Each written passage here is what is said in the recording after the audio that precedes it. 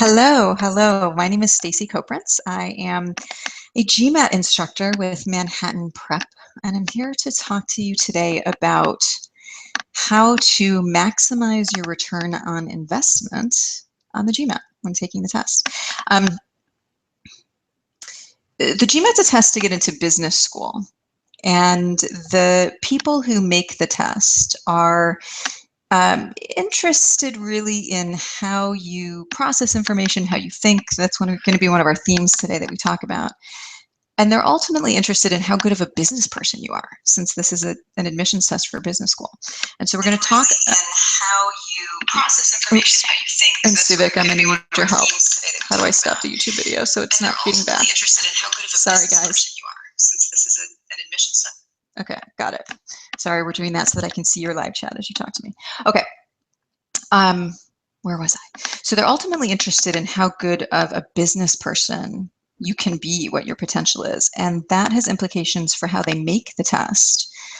And of course, then implications for how we take the test. And so we're going to talk today about how to use the business mindset to maximize your return on your investment as you get ready to take this test and as you actually take it.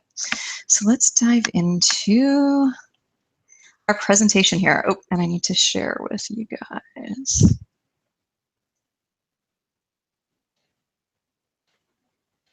All right, here we go. In order to talk about what the GMAT is really testing, we have to start by talking about what it's not testing. The GMAT is not an academic test. If you've ever heard me speak on the GMAT before, you've ever read anything that I've ever written, you've heard me say this before. Yes, I know that there's math stuff we need to know, and there's grammar rules and formulas and facts and figures. But the test is ultimately not an academic test in the sense that it's not asking us to do what we mostly did in school, which was to memorize a bunch of stuff, formulas, rules, processes, and then really spit it back to the teacher on the day of the test. It's not what the GMAT's all about. The GMAT is interested in how you process information, how you make decisions, how you react to changing scenarios. In other words, as I said, they're interested in how good of a business person you are. So what the test is really designed to test ultimately is how you think. Now, how do they do this? And how do we use that knowledge to our advantage when we take the test? So let's run through a little scenario here. Congratulations, you are an angel investor. You have a bunch of money to invest, new career, it's awesome. And someone walks into your office today and is looking for money. And I'm going to give you a multiple choice question asking you how you're going to respond to this company that's going to walk in and ask for money. So they want 120,000.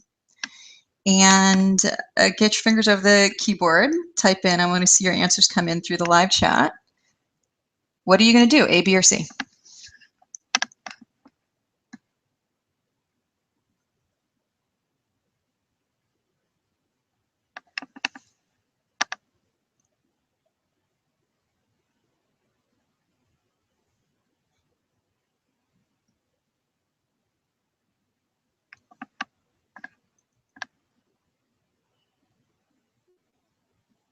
Are some of you annoyed with me right now? Well, like, I don't know, you haven't given me enough information. Right? I'm seeing B answers come in, and I agree with you guys that for the information that I've given you so far, I'd probably start with B, someplace in the middle. It's sort of a trick question. You can't really turn this into a multiple choice question, right? What you'd really start to do is ask a bunch of questions, and you could imagine that any of these could be potential good responses depending upon the scenario, depending on the details, depending on what's actually going on with this thing.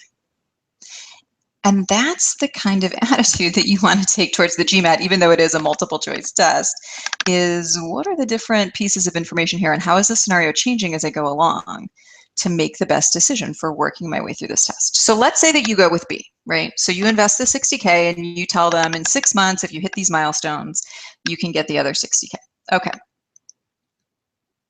Let's add a little information. a few months have passed. It's not 6 months yet, just a few months. So they haven't reached the milestones yet. I'm going to give you different scenarios, different additional pieces of information. And I want to know, how would you react? So here's scenario number 1.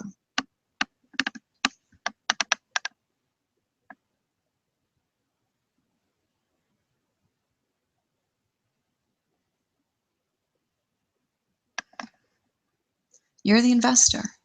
What are you going to do?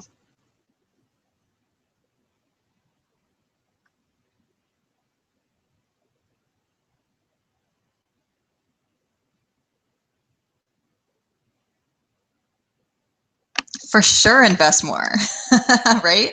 Definitely, I'm going to move up the timetable on that 60K. Maybe I'll even give them another 9. Maybe I'll give them 90K instead of 60K or something like that.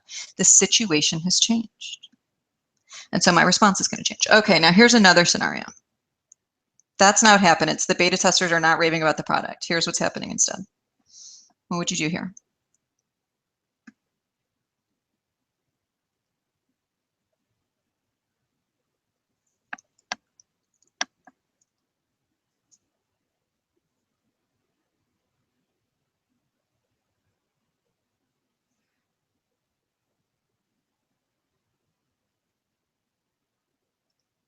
I like that answer, depends. I need a little more information. It's possible that I will give them the additional 30K. I want to make sure that they really do know how to fix it. And I would want to make sure that other circumstances haven't changed. Just things still look as promising as they did in the first place. But I would consider giving them a little bit more money in this situation. It depends, right? What if, they only want another 30K? It's not that much more than what I've already given them, right? What if it goes to 90K? What if they need 90K on top of what I've already promised them? Or what if they need 150,000? How far is too far?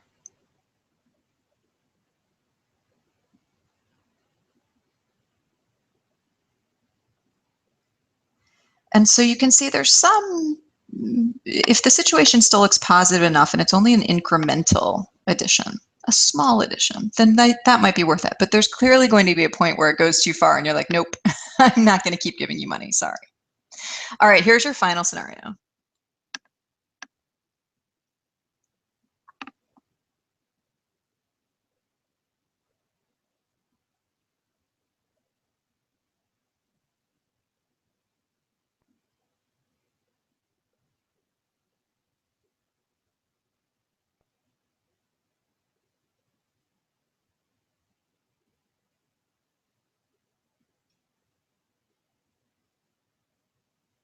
Now I'm getting no. Probably don't want to do this. Yeah, you'll figure it out with my 60K. Uh, thanks for playing, but yeah, I'm not just going to keep giving you guys money indefinitely while you try to figure it out. All right, so you can see what I'm doing with these questions, right? There are different scenarios, some of which are promising, some of which are medium, and some of which are very not promising at all. And that's the kind of attitude that you want to take into the GMAT. It's not just like, oh, it's a test, I'm supposed to do everything that's on the test. Just because someone asked me for $120,000, I'm going to give them $120,000. Of course not. I'm evaluating the situation and I'm paying attention to new information as I go. And by new information, I don't mean new information in the problem necessarily. I mean new information about how I feel about the problem. Are things happening the way that I expected them to? Have I hit an unexpected wall, right? Something like that. And I'm responding accordingly. I'm making decisions accordingly. And so this gets us at what the GMAT's really trying to test us on. They want to see how well we can analyze information, data that they're giving us, details in the problem, figuring out what they're really trying to say or what the true significance of some information is. Being able to use the knowledge we brought into the test along with what we're seeing on the screen to think flexibly about what is the best path forward in this scenario, so that I can make decisions about these various opportunities that are facing me. And on the GMAT, not all opportunities are good opportunities. It's just like the real world. Some opportunities are bad ones, and you want to be able to walk away from them. You want to be able to recognize that and get away. So what the GMAT is really ultimately testing makes sense. They want to test our executive reasoning skills, because that's what business school is all about. They're just using this testing format as the the proxy, if you will, to be able to test these reasoning skills. So, okay. What does this really mean? Well, just as an investor only has so much money to go around, we only have so much time. And don't forget about mental energy. We only have so much mental energy to get through this 4-hour test. You guys, who's taken a practice test, a full practice test or a real test before? You know what I'm talking about, right? You start to get pretty fatigued a couple of hours in. And if you're wasting mental energy on something you're probably not going to get right anyway, that's going to cost you on other questions later in the test. It's going to cost you other opportunities. So it's not even just the time within the section. The mental energy is huge too. So how do we take all of this and figure out how to actually maximize, make the best decisions to maximize our return when we're taking this test? First of all, be picky. When you took tests in school, if something was on the test, the teacher expected you to know how to do it, right? Your teacher didn't put stuff on the test. At least I never had a teacher put something on the test that he expected us to get wrong. That would be mean. But the GMAT does do that because they're not really testing you on whether you can do everything. They're testing you on whether you can actually make good business decisions, recognize bad opportunities, and get out of there without wasting your precious time and your precious mental energy. So don't do something, get away from that mentality of doing it because it's on the test. You're making a choice about what's actually worth your time and what's actually worth your effort. Okay, so let's talk on a more practical basis about how we use that to work our way through a problem. In the first 10 to 30 seconds, one possibility that's on the table is that I don't invest in the first place, right? Someone comes in, they want the 120K. I'm looking at their business plan and I'm thinking, this is a terrible idea. Nobody's going to want this. No one's going to pay for it. No, I'm not investing. I'm walking away right now. And there are various criteria that I use to decide that I don't even want to get into this question in the first place. Something that I know I'm bad at and that I hate and that frustrates me. I'd love to hear in the chat window right now, what do you hate on this test? I will tell you, I hate combinatorics. My brain does not comprehend them. I know how to do them now because I'm a teacher and I have to teach how to do it, but they frustrate me and I make mistakes with them and I would just rather not do them. And so I skip combinatorics questions on the test. Or something that looks really hard. It might be something that I could do if it were an easier question, but I'm looking at it and thinking, wow, I've never seen that detail before, or it looks particularly cumbersome for some reason. And I might also be adding information like I'm feeling already fatigued, or I know I'm a little bit behind on my overall timing, and so that can factor into the decision as well. And finally, I use what I call my annoyances. Think about what annoys you on the test. And actually, you don't even need to think about it. As soon as a question pops up and you see an annoying detail, your brain is already thinking, ugh, I wish they hadn't done that. So I'm going to be answering lots of questions that are annoying in some way. But if there are too many annoyances in any single question, I'm probably going to consider walking away from that question. If you give me a Roman numeral question, which is already going to take longer because it's Roman numeral, and you give me 4 variables in the question instead of just 2 or 3, and you give me like 2 absolute value signs, one on each side of the equation, and you give me, right, if you give me too many things that are annoying, I might decide that that question's not actually worth my time and effort.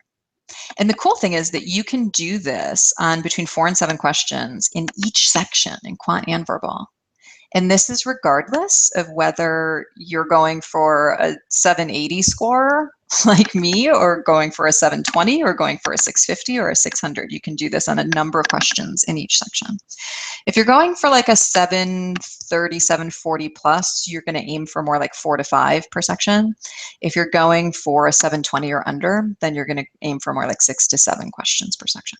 Okay, so that's a small subset with this immediate bail. Here's the cool thing.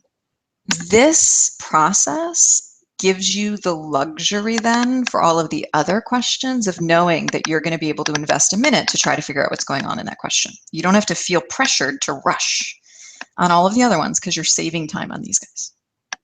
So, okay, around the 1 minute mark is my big decision point.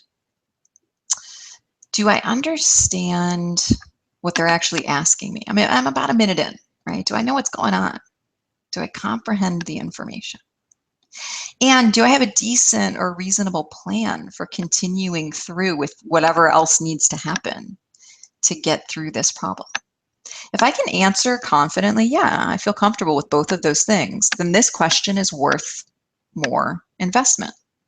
And I might even invest a little bit longer. I might give it 60 more seconds. I might give it 90 more seconds, depending on what's going on. If, on the other hand, I realize that around 1 minute, I'm not really sure what they're asking me, or I feel uncomfortable with some of the information they've given me, I don't really have a good plan to continue forward with this. Then I should be looking at backing out. I'm going to look and see if I can make an educated guess. If I can't make an educated guess, I'm just going to guess randomly and move on. I've got a couple comments in the chat window. Yeah, I come across questions which seem hard at first, but then you concentrate and figure it out. And so this is where this allows you, this tactic allows you to say, I don't need to feel like I have to decide to bail on all of them, right, at 10 seconds or 30 seconds. For all these other ones where I'm like, it seems hard, but let me give myself that minute to get into it, and then you make your decision. Then you do. And yeah, this will work with RC questions too. Absolutely. Absolutely. So, okay, so around 1 minute, I make that decision, and I'm looking to make sure I understand, make sure I have a plan. Now, one other thing that can happen after the 1 minute mark, and I know you guys have experienced this before because we all have, it's when you get what I call the butt feelings. Do you guys know these?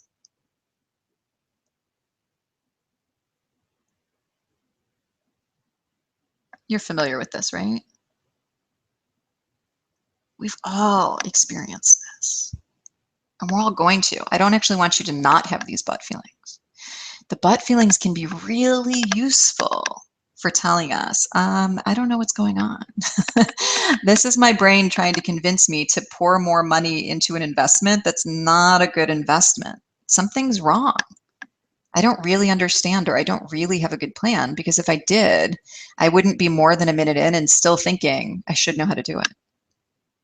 I'm sure I could figure it out. That's the just give us some more money and we'll figure out what the tech problem is and then the product will work. And I'm like, no, no, thank you, but see you later.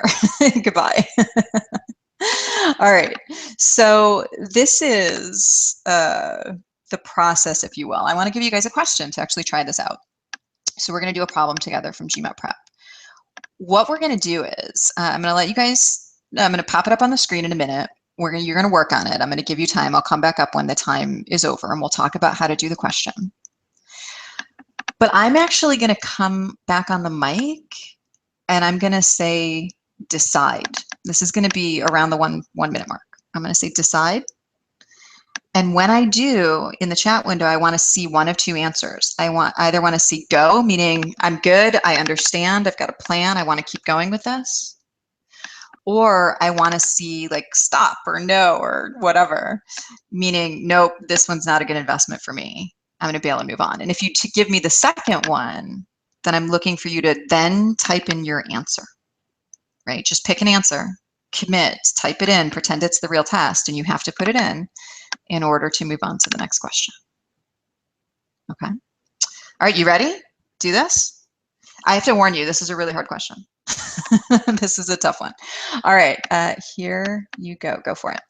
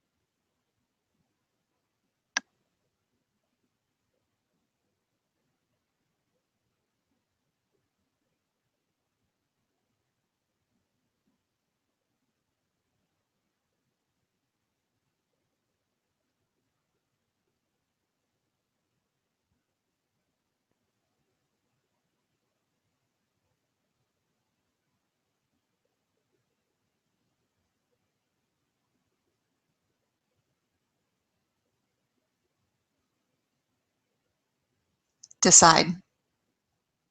Keep going or stop.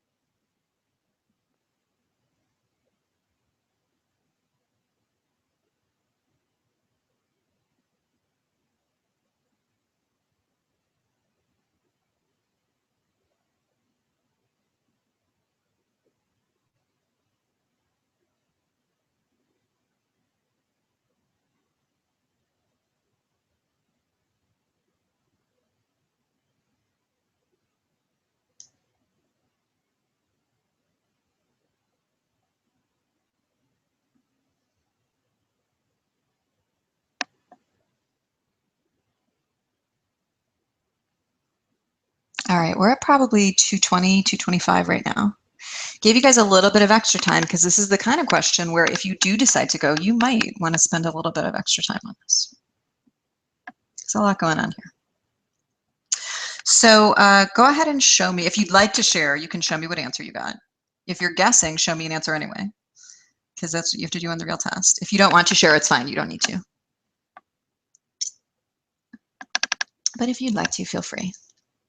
And so let's talk about this thing. First of all, statement 2, yikes.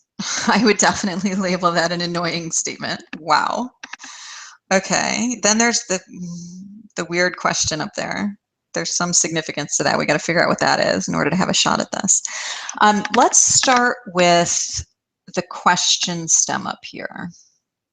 What's this thing really getting at? Integer k, factor p, such that 1 is less than p is less than k?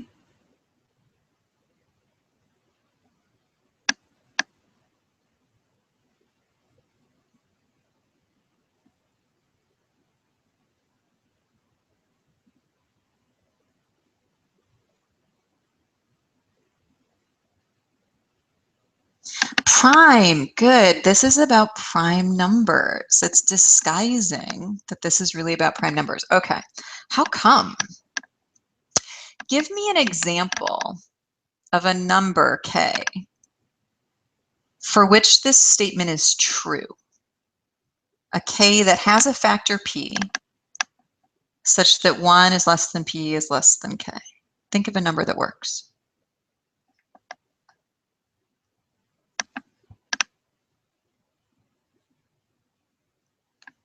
12. Okay, good. 12.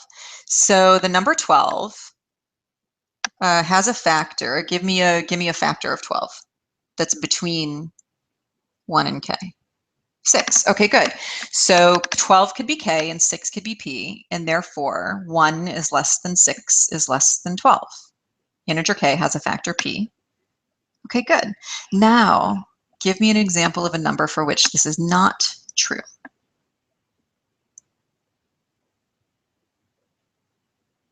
There isn't a p that sits between 1 and k.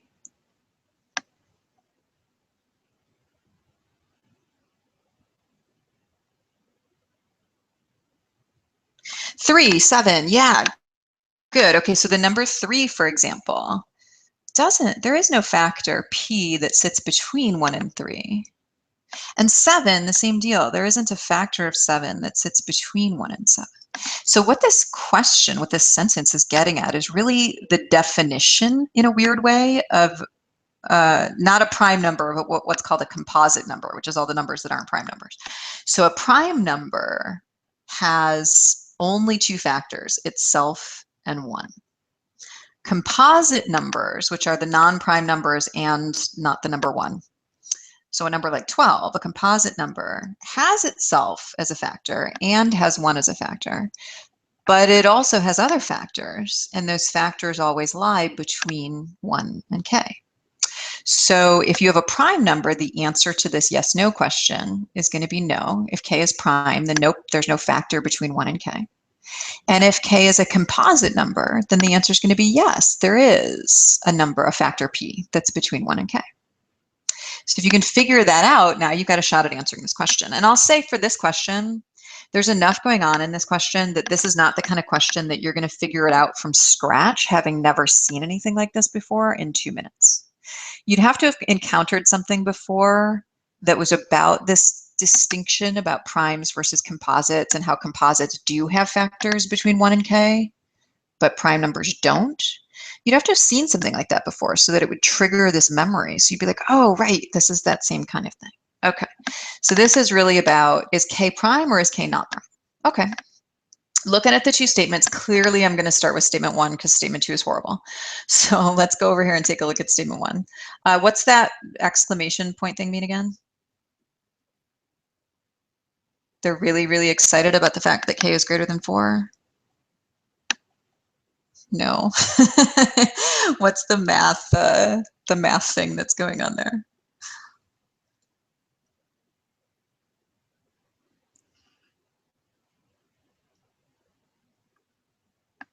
Good, factorial. Yeah, so factorial means take that number and multiply it by every integer that's smaller than it until you get down to 1. So 4 factorial would be 4 times 3 times 2 times 1. Okay, so let's rewrite that as k is greater than 24. Now, go back to the question. Is k a prime number? Is k a composite number? Can you tell? If what you know is that k is greater than 24.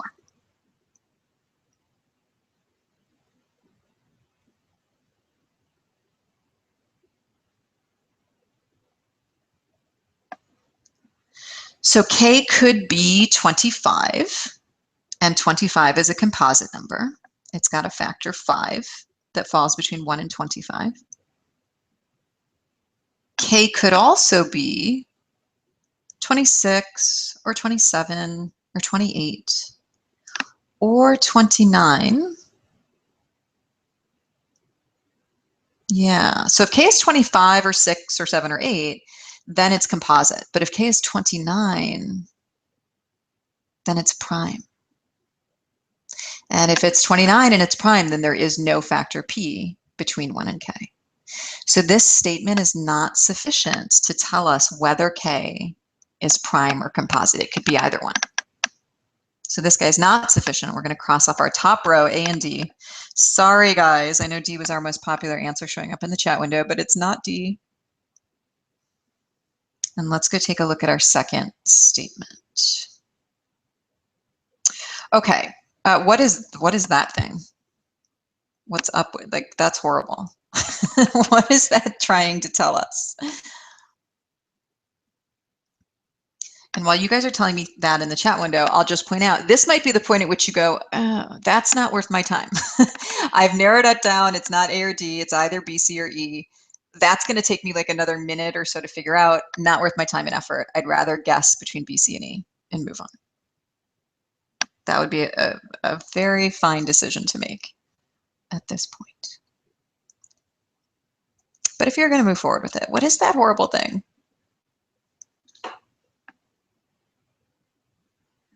This one's harder to explain. I don't see any answers coming in on this one yet or any comments coming in on this one yet. So this is a range. Good. This is a range of possible numbers. It's just a really ugly looking range. I could give you a range, for example, of 1 is less than or equal to k is less than or equal to 10. And what that would be telling us is that k could be 1 or 2 or 3 or 4 all the way up to k could be 10. And so this is telling us something similar, except the numbers are really ugly. What it's saying is that k could be 13 factorial plus 2, or the next integer up, 13 factorial plus 3, or the next one up, plus 4, all the way up to 13 factorial plus 13. And somehow I'm supposed to figure out whether those things are prime or composite? How? Clearly, I'm not going to multiply that out. I don't have a calculator. If I want to move forward at this point, again, you might decide you don't want to move forward with this. But if I do, what I would try next is I would try just writing out the first number, 13 factorial plus 2. Writing out what it consists of. And this is the ugliest thing that it consists of. 13 times 12 times 11, all the way down, and then plus 2. And just look at that to see if this makes me notice anything. See if I can figure anything out here. There must be some kind of pattern to be able to evaluate this, because nobody's going to write out or figure out all of these numbers in 2 minutes and solve this thing. The question is just whether I can find the pattern. Now this first number, 13 times 12 times etc., just that first bit, 13 factorial, it has to be even because it's got even numbers in the mix. So whatever it is, whatever that ugly number is, it's even. And then I add 2 to it. And then that makes it still even. And hey, I know something about that. I know that even numbers are not prime unless the number itself is 2. 2 is the only prime even number. So, okay, whatever this big number is, it's even, it can't be prime. So that reasoning would work for 2, 4, 6, 8, 10, and 12. But 3, 5, 7, 9, 11, and 13, that doesn't work there. And I see a couple of you alluding to this other little rule that we can use to actually evaluate all of these. So here's this rule, that there's this rule in math that says that if you take any two numbers and you add them together, if those two numbers had a common factor in the first place, then their sum has the same common factor. So for example, if you add up 14 and 98, those two numbers both have 2 as a factor, and so their sum will also have 2 as a factor. If you add up 15 and 333, each of those numbers has 3 as a factor, and so their sum also has 3 as a factor. So that's just a math rule. And so take a look at this. The 13 factorial plus 2, they each have 2 as a factor. So 2 is a factor of the sum as well. And 13 factorial plus 3, they each have 3 as a factor. And so 3 will be a factor of their sum as well. And follow the pattern. 4, 5, 6, 7. Where do they stop the pattern? At 13. Oh, but 13's still in the mix. So actually, for every single one of the numbers in the pattern, the two numbers that you're adding together share a factor. And so if they share that factor, then their sum also shares that factor. Therefore, none of these numbers is prime. Every single one of these numbers in this bizarre range is a composite number. And so you can say for every single one of them, yes, that integer k does have at least one factor p between 1 and k. So crazily enough, this annoying little statement is sufficient to answer the question. And the correct answer on this one is B as in boy. Crazy, right? Crazy. So you take a look at that and you decide for yourself, it's different for everybody. How far would you want to go on a question like this one? Would you want to bail right at the beginning? Would you want to get yourself this far, narrow down, and guess from there? Or do you feel comfortable actually moving through this kind of reasoning in a maybe 2.5 minute time frame, something like that? Let's see, if option B had 13 factorial plus 1 right here in place of 13 factorial plus 2, would the answer be E? You would know, you wouldn't be able to use the trick that we just said to evaluate that, because obviously everything has 1 as a factor, right? Would you know for sure that it was prime versus composite? I think you wouldn't be able to tell, so yes, then the answer, actually, sorry, you wouldn't be able to tell, but there would still be a mathematical answer. So I don't know what the mathematical answer is, because I don't actually know whether 13 factorial plus 1 is prime or composite. And so you wouldn't be able to answer without a calculator, essentially. And they wouldn't make you do that. For the same reason, they wouldn't, for example, take this up to like 13 factorial plus 17, because you wouldn't be able to tell without a calculator, and they're not going to make you do that. So there's got to be some kind of answer that's actually reasonable to get to within that 2 to 2.5 something minute time frame. What else? Oh, I want to mention one other thing here, actually. So let's say you got yourself to down to B, C, and E. You got rid of A and D. And then you look at this thing and you didn't know how to do this. You weren't sure how to think through this part. I have a question for you. This 13 factorial plus 2 and plus 3 and whatever, this number over here, I don't know what that number is. Do you know whether that number is larger than 24?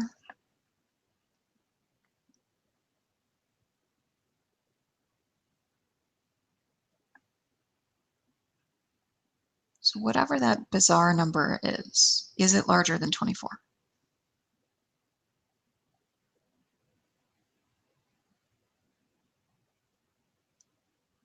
For sure. Way larger, right? Definitely. Oh, you know what? The answer can't be C either. In order for the answer to be C, you have to use the two pieces of information together. What that means, practically speaking, is that each piece of information has to bring something useful to the table.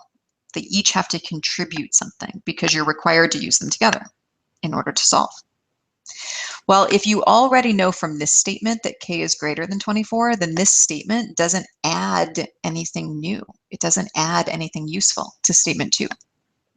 So if statement 1 doesn't add anything useful to statement 2, the answer cannot be C. So if you realize that, even if you don't know how to solve this one, you can narrow it down to B or E. And at that point, what I would say to myself is, if people don't know how to do this, what are they going to be likely to guess? They're going to be likely to guess E, because they're going to think I can't do it, so it can't be done. That's standard human thinking, is I can't do it, so nobody can do it.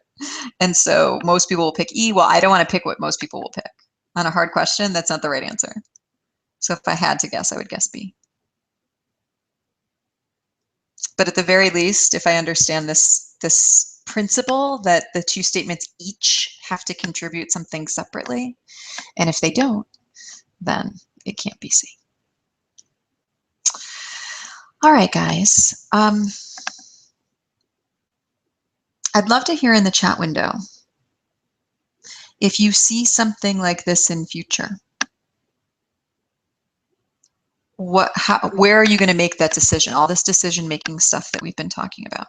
Are you going to bail pretty much right away? Are you going to try to get through the easier statement to narrow down and then guess? Are you going to work your way all the way through? And again, it's different for different topic areas, depending on your strengths and weaknesses. But for something like this one, what would you do in future? I'd love to hear it. Let me know in the chat window. And that does bring us towards the end of our presentation. Just want to summarize 2 things here. The GMAT is constructed so that you will never, ever, ever be able to do 100% of the questions to the best of your ability using all the time that you would like to have. In other words, it's like real world. So you're going to have to make your decisions. You're going to have to choose what you want to do. Super important to make sure that you maximize your score on the test. And I'll just add something we haven't talked about yet, which is when you are studying, when you are doing practice questions or sets of questions, you must make sure that you are actually practicing the behavior that you want to exhibit on the real test. Super, super important. Don't tell yourself, oh, but I'm just studying and I want to see if I can answer this one, so I'm going to keep going. No. Initially, you behave the way you want to on the test, which is to say, this is where I'm going to cut myself off. I'm going to pick my favorite letter and then I'm going to move on. After that, if you would like to spend a half an hour trying this question, feel free, go for it. As long as you have first actually practiced what you want to do on the test. Otherwise, you're training yourself to keep going on the test and you're going to find yourself in a really not good situation. I'm getting a request for an example of verbal. I think we're pretty much out of time and we want to do a Q&A. I'll go and grab an article that talks more about this kind of stuff, and it's got examples of verbal in it as well. I can post it for you so that you can take a look at it later. Just a couple more slides, guys. Sorry, and I'm gonna see what questions you have for me. If you would like to take a free practice test, you can. Every company offers this. You can just go and sign up for a free account on our site and get a test. We have classes, of course. Here's a discount code. If you are thinking about taking a class, jot that down. And I want to mention too, GMAT Club is offering this awesome promotion. They're offering a drawing for a free account or free access to their practice tests. And what you need to do if you want to enter that drawing is to like the video, post a comment below the video, and then there's a link in the event description, and just click on that to enter the drawing if that interests you. Let's do some Q&A and see what you guys have for me.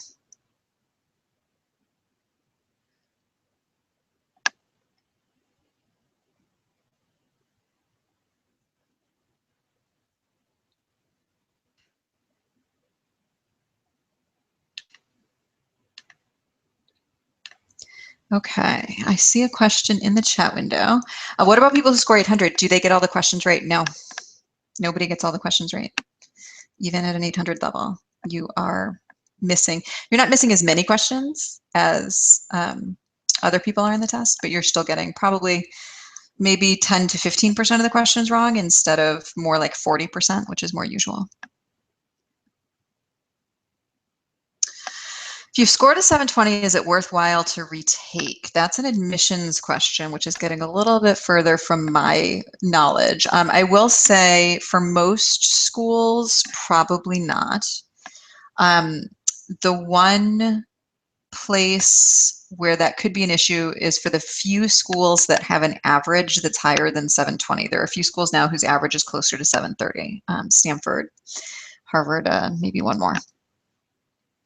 For those schools, it could be worth it to retake, even if you don't get a higher score, just to show that you've tried. In general, if you have an average score that is below that school's, if you have a score that is below that school's average, it's good to show that you've at least tried to take it again. It doesn't mean that you have to score higher than the average. That wouldn't make sense, right? Some people must be scoring below the average to get in. But it shows that you're really serious about the school and that you tried to get in. You tried to get that higher score. 760. So most scoring ranges across the test are 60% correct. You're getting 60% correct in each section. It changes a little bit when you get into a 99th percentile score, which is a 760 and up. Best guess, at 760 and up, people are answering somewhere between 70 and 80% of the questions correctly instead of 60% of the questions correctly. It can vary because the test is not really scored based on the number right. It's not a school test. So you're still getting a number of questions wrong is the key answer there, really. An ROI strategy for, I'm scrolling back up. I'm getting tons of questions at once, guys, sorry. DS versus PS, it's usually the same number of questions for the counted questions. So no, that shouldn't change depending on how you're doing in the quant section. Same is true for the verbal section. An ROI strategy for integrated reasoning. So for integrated reasoning, that section is, it doesn't work the way that the quant and verbal sections work. It's not adaptive. You'll get a static set of questions for that section. And there's no penalty for getting anything wrong or anything like that. You do have to answer the question, each question, to get to the next one, just like the quant and verbal. But what you should do there is generally plan, since the IR score is not as important in admissions, you generally want to try to hit a score of 6 or higher.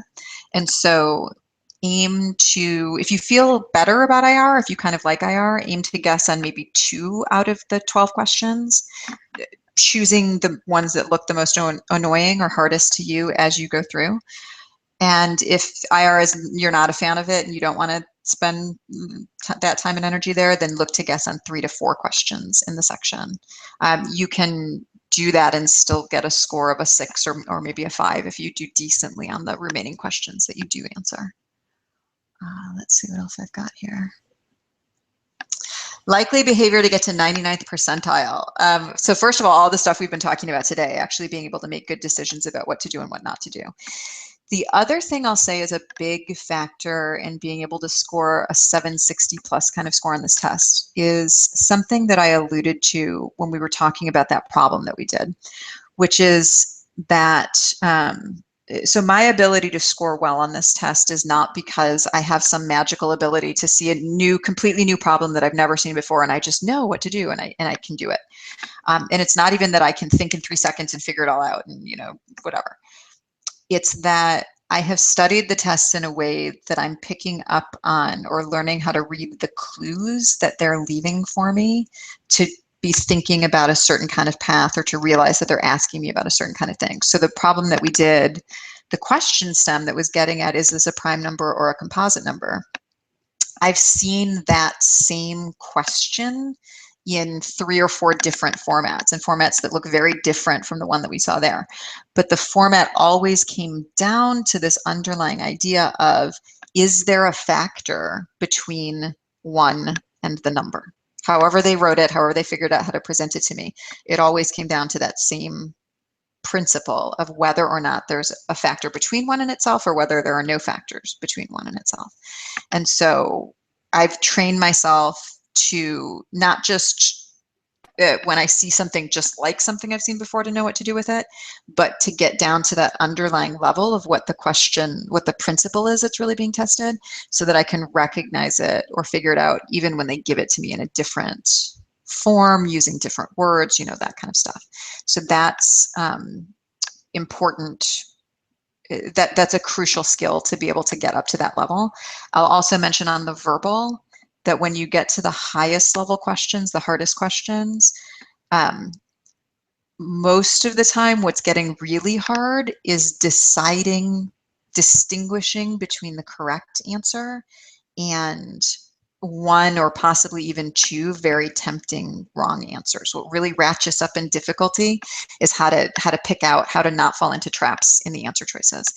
And what they get really good at is finding a way to, first of all, take at least one wrong answer and write it in a way that looks good. Like it doesn't look obviously wrong. I actually think it's okay.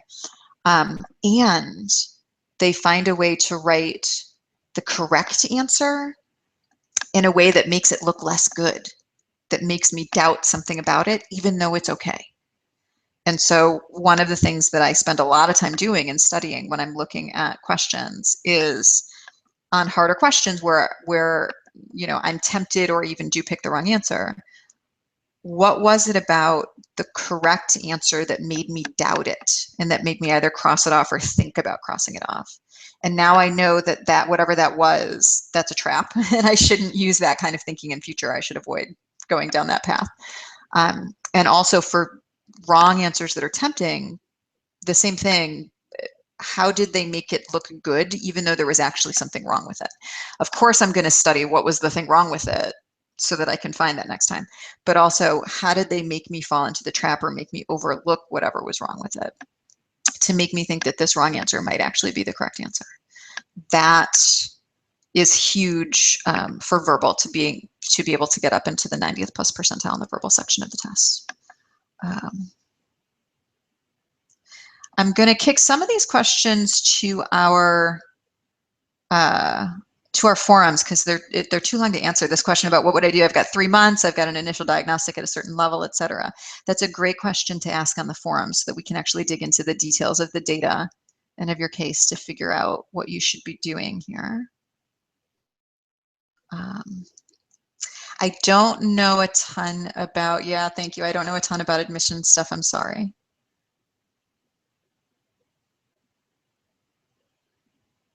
Someone's asking if you're running out of time and you don't know what to do with a question or something like that. So there's a couple of things here. If you don't know how to do something, regardless of how much time you have, if you don't know how to do something, you're going to have to guess on that question. A lot of times I'll have people tell me, oh, but why did you spend so much time on this question you didn't know how to do? And they'll tell me, oh, well, I didn't know how to do it, but I just guessed on, a couple questions before, and I didn't want to have too many wrong in a row. I agree. You don't want to have too many wrong in a row. That's not the ideal scenario. But if you don't know how to do a question, spending more time on it doesn't change that situation. So you just have to go for it. If you are running out of time, so let's say you have, depending on section, let's just say that you're 5 minutes short and you've got 8 questions to go in that section or whatever. Business decision. You want to cut your losses. You want to minimize your losses. So you don't want to try and do every question and just cut 30 seconds off of every question so that you can get through because now you're just risking losing all of those questions. What you want to do instead is pick a small number of questions on which you bail immediately. You save as much time as you possibly can so that for the other ones that you're actually going to do, you can do them and have an actual shot at getting them. So it's right back to business decision making. Minimize your losses. You don't try to cut every product line or try to reduce marketing for every product line. You decide certain things that you think are already not worth it, and you let those go so that you can still invest in the ones that you think are worth it. Let's see. RC. Yeah, so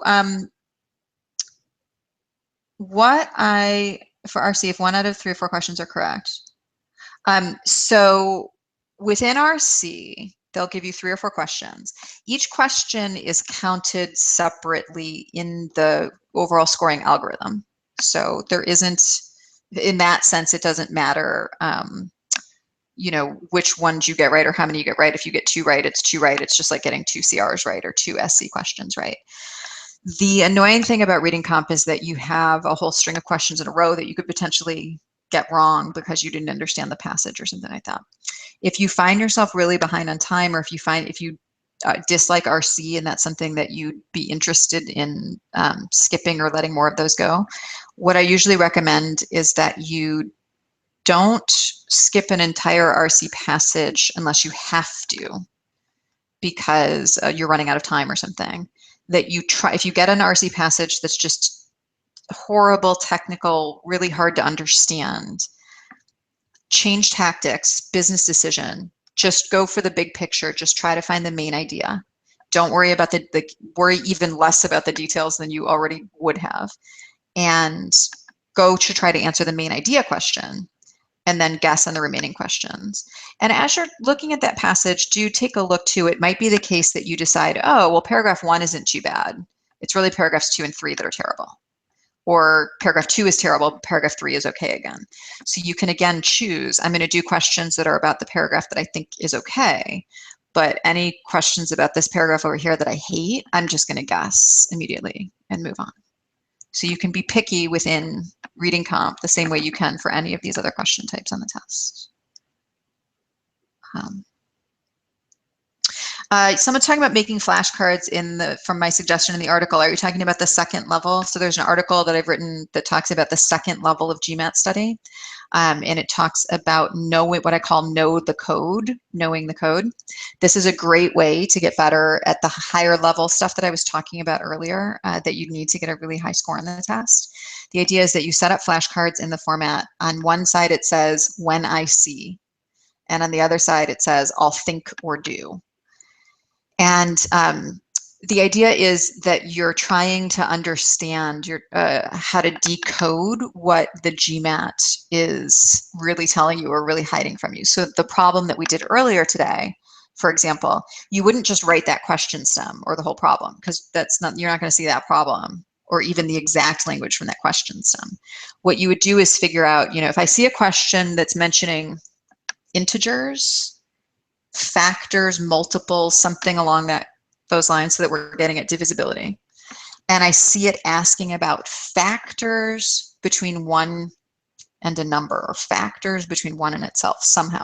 If it's somehow getting at that, then my flip side of the flashcard is going to say, I'll immediately think, is this prime and composite? Is that what's going on? And if I confirm that, now I know how to evaluate the rest of the information. It's based on this idea of, do I have a prime number or a composite number? And I'm getting a note that we need to wrap up. We're approaching our hour-long mark now. If you guys have additional questions and want to talk about anything, we do have the GMAT Club forums. I also answer questions on our own forums at Manhattan Prep. I'm in the general GMAT strategy folder. That's my folder on our own forums, so you can come and talk to me there and ask any of these questions. Thank you so much for coming, and I just want to reiterate again, the GMAT Club is running this awesome giveaway for their practice tests.